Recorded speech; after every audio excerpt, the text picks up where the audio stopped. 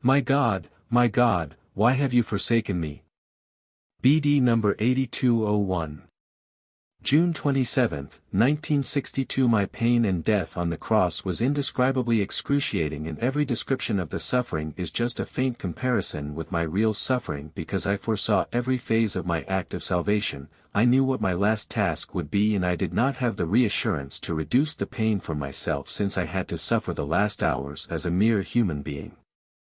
I certainly had all the strength, because God's, my eternal Father's, strength of love permeated me until the end, but by using my will I myself made no use of the strength of love. I did not accept its effect to reduce or alleviate the pain with its help, otherwise the act of salvation, which called for the utmost amount of suffering in order to redeem humanity's original sin, would not have been completely valid, and the deity within me knew my will and allowed me to continue. It withdrew itself because it was my will to achieve the highest degree of love for humanity, which again was only for my Father, for whom I yearned during the greatest agony, during the most severe suffering, and particularly during the final minutes of my physical life.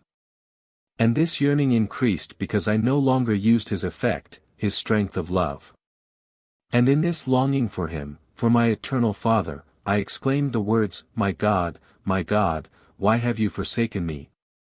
I myself had wanted to complete the act of mercy for sinful humanity as a human being, because the greatest love I could offer my Father was to allow myself to be nailed to the cross on his behalf, because he himself had come to earth and taken abode within me after all, because he had wanted to carry out the act of salvation for his children himself, but being God, he was unable to suffer.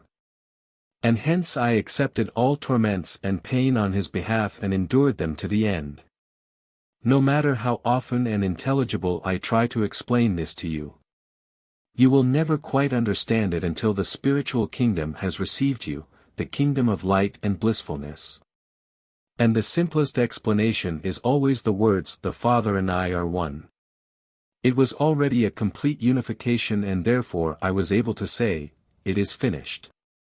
Jesus, the human being, had sacrificed his life. He had suffered as a human being and experienced an unspeakably painful death, but he also had united with the eternal deity, because love was within the man Jesus until the end, or he could not have said, Father, forgive them, for they know not what they do. And if love itself stayed silent, then only because it was necessary in finalizing the act of salvation, so that death could then be ascertained by all the people in his vicinity, so that his body could be placed into the grave from which he rose again on the third day. Every expression of God's Spirit in the end could still have caused people to doubt Jesus' death on the cross, because they would have recognized his bond with me, and faith in the act of salvation would have been the compelling result, but it had to be a free decision of will. You will not be able to understand this quite yet either, but as soon as you yourselves unite your spirit with the Spirit of the Eternal Father, you will become enlightened, and then you will also understand my word, which always aims to offer you an explanation that you can understand in accordance with your soul's degree of maturity or love.